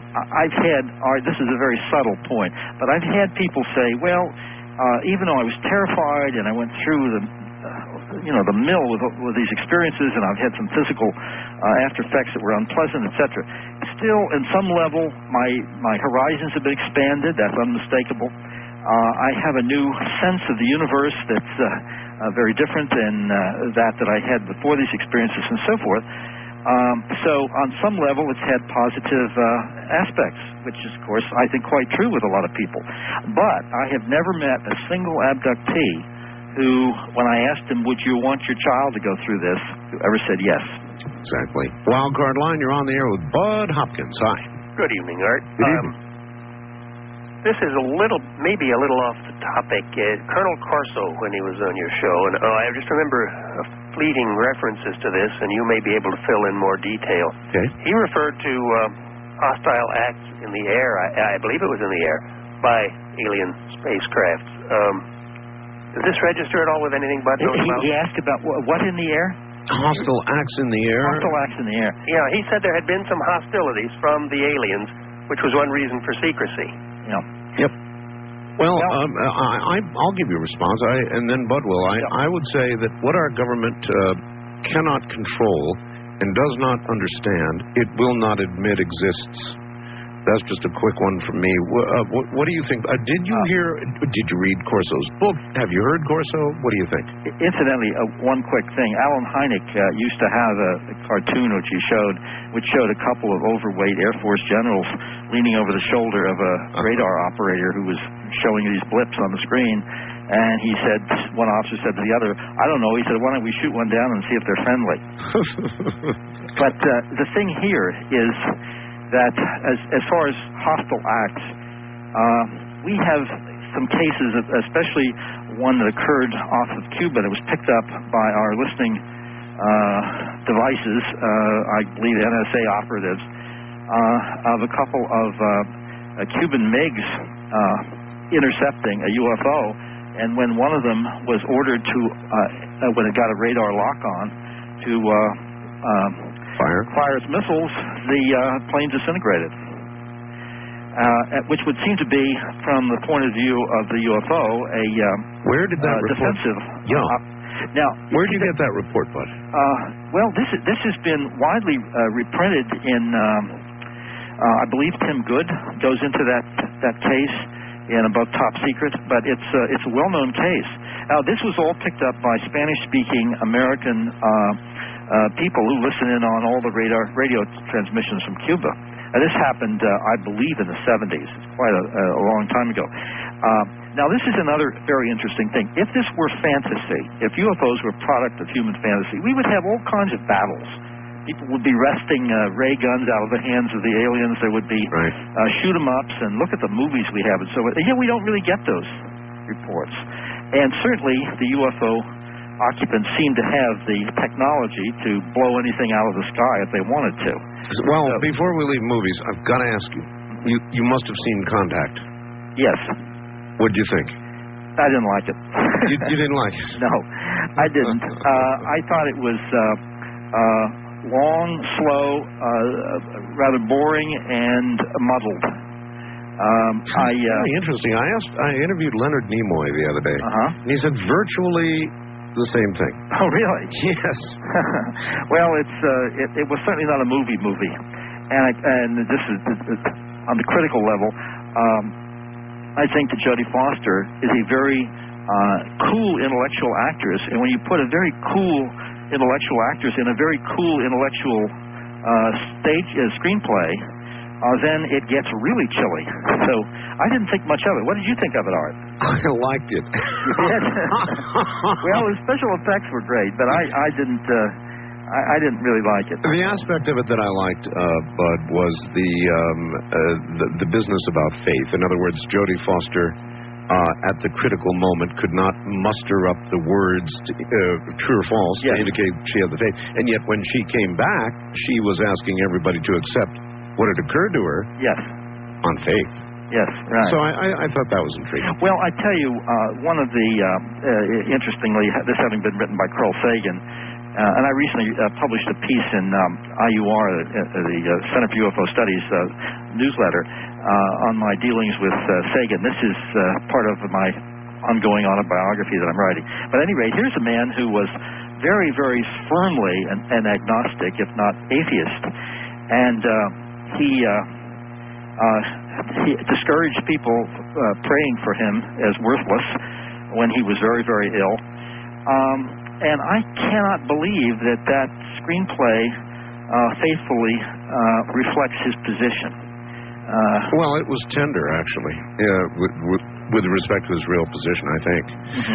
All right, hold on, Bud. We're at the top of the hour once again, bottom of the hour, actually, and boy, it's flown by. All right, I'm Art Bell. You're listening to Dreamland, and Bud Hopkins at that on Dreamland, and we're discussing mainly abductions. And they, too, Bud thinks, are on the increase. Abductions, crop circles, animal mutilations, sightings. Think it might be leading to something? We'll be right back. AM 1500 KSTP.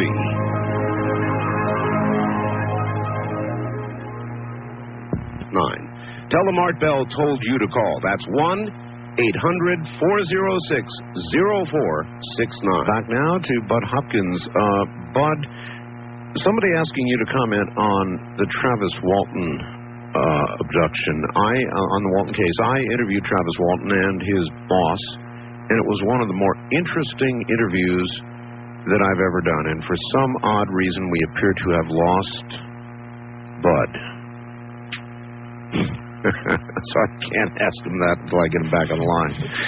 So let's see. We'll do something here and do exactly that and get him back on the line again. Such things occur, particularly and unusually occur, I might add, during programs like this. Because we have a special thing that locks callers in. It literally locks them in and will not allow the line to disengage, but something happens. What could be more cutting edge than Art's unique guest or his phenomenal website? The answer, you. Now you, the listener, can help decide the content of the Art Bell After Dark newsletter. Send in your stories, photos, artwork, strange experiences, even news clippings. The best submissions will be published in the After Dark newsletter. You'll continue to get photos from Art's website and Art's articles, as well as stories and pictures you send in. You won't want to miss a single issue. To subscribe, call 1-800-917-4278 or send $39.95 for and a little more to P.O. Box 3130, Central Point, Oregon 97502. Send your submissions to the same address. Articles must be typed. Do not send originals of photo or art, as submissions become property of CBC. Subscribe now. Call 1-800-917-4278. 1-800-917-4278. All right. It's happened before, and now it's happened again. I have no idea how it occurs, but we were suddenly disconnected. But it's a very interesting phenomenon because I have a little mechanism here that locks a guest line in, so that literally nothing can happen. And more times than not, when I'm doing these kinds of shows, it happens. I was asking a question that you obviously couldn't have heard. No, I didn't. I wanted you to comment, if you would. I interviewed Travis Walton. I interviewed Travis Walton's boss. I heard the whole story. They've taken lie detector tests. It's one of the more interesting, well-documented abduction cases. What did you think of it? I think it's a very solid case. And my sense of Travis and the people with him is that they have complete integrity. This is the interesting thing to always bear in mind. These young men, some of whom don't even get along with each other now at this point, that's correct, have stayed by this story for 22 years. Now, one knows that whatever little bits of money were made out of the film and the book, which I'm sure were minuscule. Everyone thinks there's huge amounts of money floating around. There isn't. But the point is, whatever small amount of money that may have been handed to some of the crew members, which would be minuscule amounts. I mean, maybe a few $100s, just as a courtesy thing, as anyone would have done. Any one of those people could have gone to, Inside Edition or hard copy of one of the tabloid shows and made a mint by exposing this if this were a hoax. I had a very difficult time getting them on the air. They really didn't want to talk. They don't want to. No, and these guys, they're just plain normal, nice guys. And for 22 years, they have walked the plank. They have done every kind of polygraph. They've been looked into, and yet they have been vilified. And I think it's absolutely shameful what's been done. So do I. So do I, and it's just happens to everybody who comes forward with a story, and yet, even in the face of that, people are still coming forward. Absolutely. I admire the courage of people. I've just incidentally finished working with a couple who will be telling their story on an A&E television special. Oh, really? Abductions, coming up. And these people have just been very, very willing to talk about what happened to them, and the things that happened to them individually and together. And there's a tremendous kind of bravery. They're in the field of show business, actually, but on a level that they're not stars or anything like that, where this could actually hurt their bookings. But they have felt that this is something that they should do. And, of course, doing this in the face of the debunking strategy, which is to just, it's not shoot the messenger, it's shoot the witness, really, is what the debunking strategy is. I have to just hand it to people, and I do not even suggest that they should come forward when they ask me. I say, you have to consider the risks, because the risks are out there. Yeah, that's good advice. First time caller line, you're on the air with Bud Hopkins. Hello. Hello. Hi, where are you? I'm in Jefferson City, Missouri. Okay. I have so many questions. I'm just going to shorten it down. You talked in your book, Witness, about the third man and Richard being abducted with Linda. Does she still have those experiences with them? No. I have to say, she did have one experience with Richard, an abduction experience that occurred after the time frame of the book. They were abducted again, and it's quite a strange experience.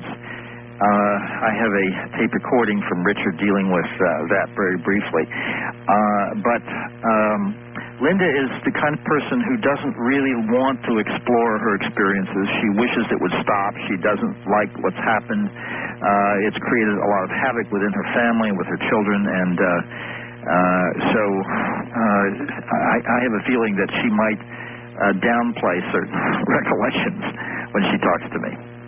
Well, I read in your Intruders, and I think it was Kathy Jordan that wrote the book afterwards. Abducted. Yes.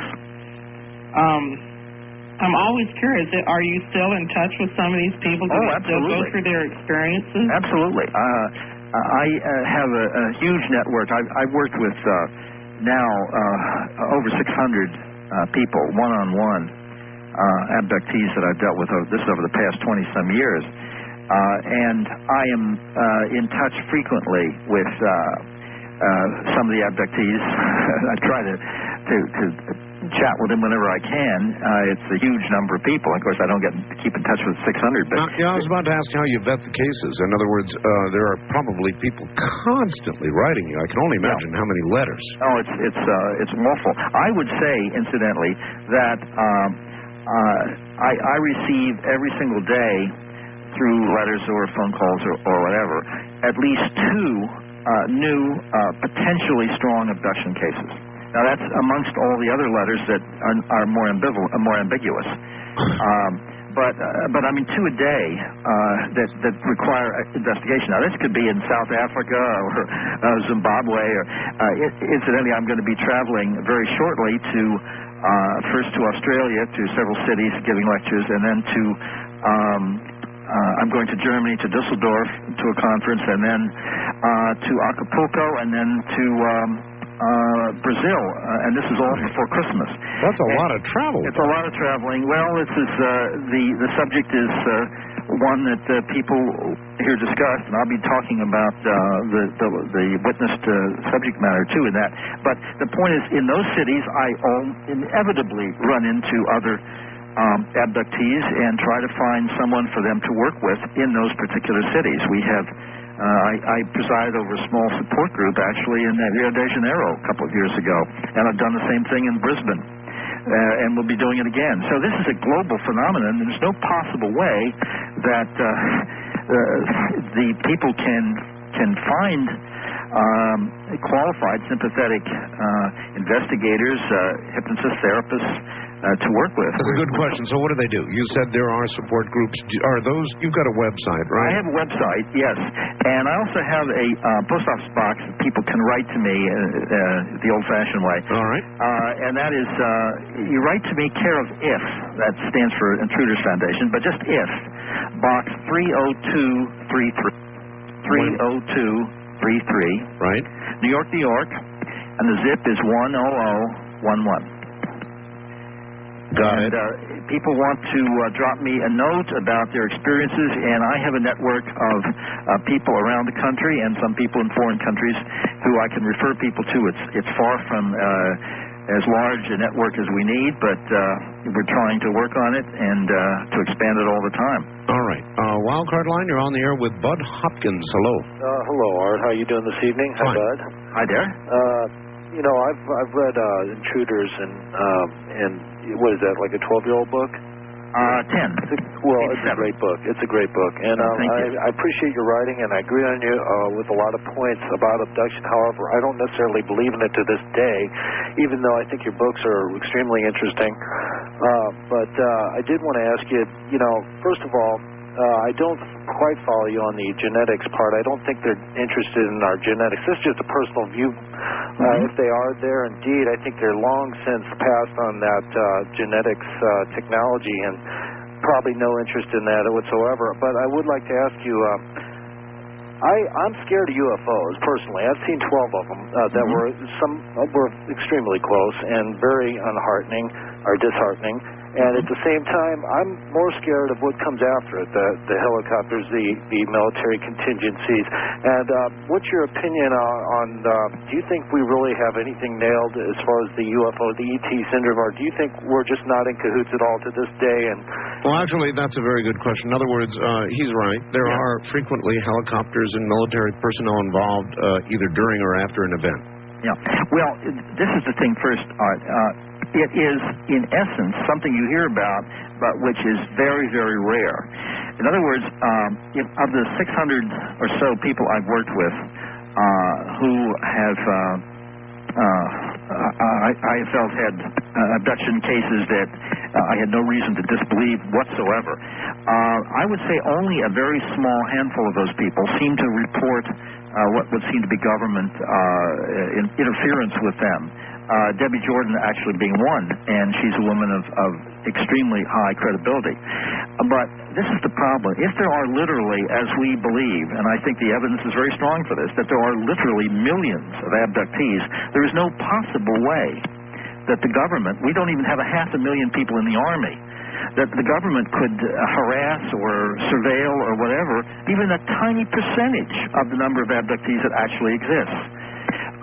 Now, in terms of the helicopters, the black helicopters, etc., I don't quite know what to make of this phenomenon, because if it's the government, it's the dumbest thing in the world, because, first of all, you can't do any sort of surveillance in a huge, noisy machine. All you can do is intimidate, and it never seems to intimidate anyone. People just get angry. It doesn't seem to work, whatever it is. Plus, I've had a case from Florida where a woman described this black helicopter with tinted glass coming down over her backyard. She's an abductee, again, a woman of very great credibility. And the interesting fact was there was no prop wash at all. And this thing was, something like 50 feet up. So we don't know what it's connected to, the black helicopters. The fact that there's a cover-up, I have absolutely no doubt about that. And the fact that people seem to have been followed around in particular cases, as I mentioned, the Debbie Jordan case is one that's quite strong. No doubt about the fact the government knows. Oh, no, not at all. The point is here that, well, incidentally, on the government knowing, Gordon Cooper, the astronaut who was on the cover of Time magazine twice, described on television not too long ago the fact that he had viewed a film of a UFO landed on tripod landing gear, something like 35 to 40 feet away from the guard unit at an Air Force base, who took the film, and then the thing took off. He viewed it, sent it to the Pentagon, and never heard anything more about it. I'll tell you an interesting little story. I'm about to interview Story Musgrave. Story just did a kind of a lecture in Hawaii, and at the very end of the lecture, he put up a picture of a typical gray as the last slide, and without a smile on his face, he said, by the way, these guys are real. And he wouldn't say anything else, but intriguing, huh? Yes, well, there's no doubt about that. Plus, I might have mentioned that once I did now I'm trying to think of the show on CNBC, Charles Grodin.